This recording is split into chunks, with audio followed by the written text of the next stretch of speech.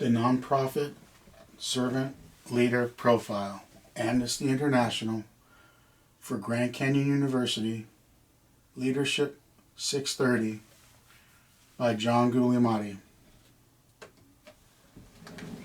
Who is Amnesty International? An act of outrage for two Portuguese students jailed for toasting freedom in 1961 led Peter Benison, a British lawyer, to write a provocative article about the injustice. The report was so well received that it soon made its way across the world, demonstrating that people everywhere can bond in unity for justice and freedom. This moment is the beginning of a drive towards social change that is now almost 60 years in the making.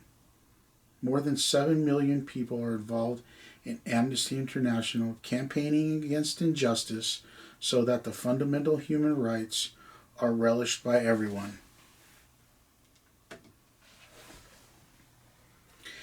Amnesty International is the world's largest human rights organization. NGOs, or non-governmental organizations such as Amnesty International, are organizations that we all depend upon and are far too under-resourced for the job at hand. Fundamentally, Amnesty International eliminates the imprisonment of victims due to their political or religious beliefs, along with racial or sexual discrimination. Prisoners exist in many countries for believing in a religion or political party, or not belonging to the correct one according to their captors. In an attempt to prevent and halt the grave violations of human rights such as the entitlement to physical and mental integrity, freedom of conscience and expression, and freedom from discrimination, Amnesty International has innately drawn from the principles of servant leadership. Many of Greenfield's principles for servant leadership are integrated into the organization, such as empathy, healing, awareness, persuasion, and commitment to the growth of people.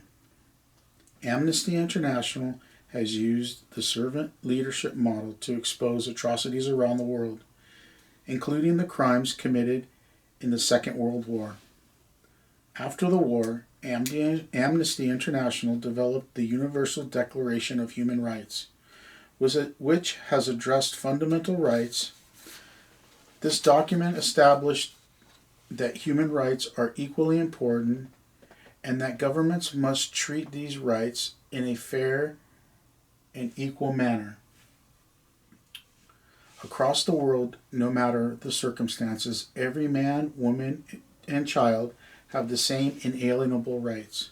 The organization's work garnered them the Nobel Peace Prize in 1977.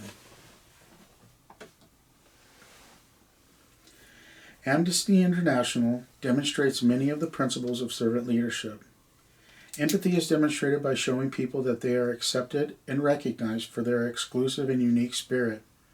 Also, all of those in the organization are well-intended. Healing comes through communication with those imprisoned. Strength comes as their communal search for wholeness manifests as an unspoken pact. The healing process is planted and fostered by the imprisoned due to the knowledge of others with similar social consciousness. Awareness in Amnesty International manifests itself in general terms of awareness regarding the world and its atrocities, and in self-awareness, which is said to strengthen the servant leader.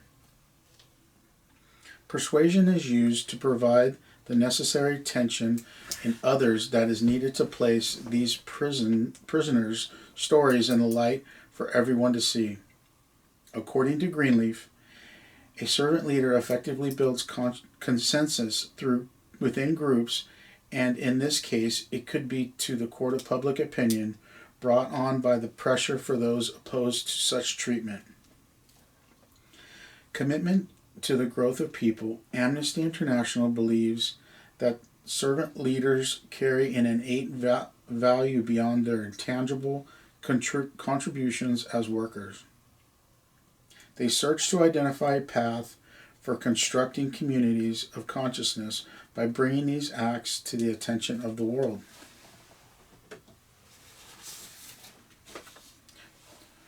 The three principles of servant leadership that I find most important and most likely to be used in my organization are acceptance and empathy, awareness, and persuasion. Acceptance and empathy are essential as the servant leader searches to understand and share the feelings of each team member as well as those they are fighting to find justice for.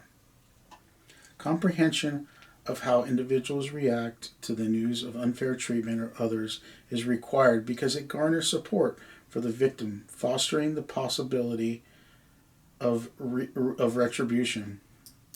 Amnesty International's ability to build a mass of supporters is needed to ensure that voices are heard and that high-level action will rectify the injustices. Empathy in the organization will foster acceptance from employees because they will gain trust in their relationship with the servant leader, leading to a more cohesive and happy group. As Deutsch and Steil have discussed, the awareness of injustice is seen as a social norm that, if disobeyed, affects the victim and the community. Recognizing and acknowledging that discrimination and inequality are occurring provides support and confirmation that the behaviors happening will not alienate them from the community. As a group, we have a general obligation to protect the social consciousness because it verifies that righteousness will prevail. Awareness in the work setting is an essential element to growing the emotional intelligence required to recognize a changing landscape around an employee or group. It provides foresight that can be acted on before situations become dire. Persuasion is the ability to convince, and this tactic is most important when speaking about injustices and righting the wrongs for the victims.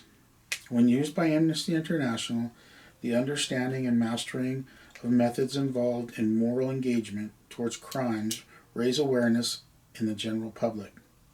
Raising awareness of the perceived injustices can be powerful catalysts for change in a community by affecting emotions and building support.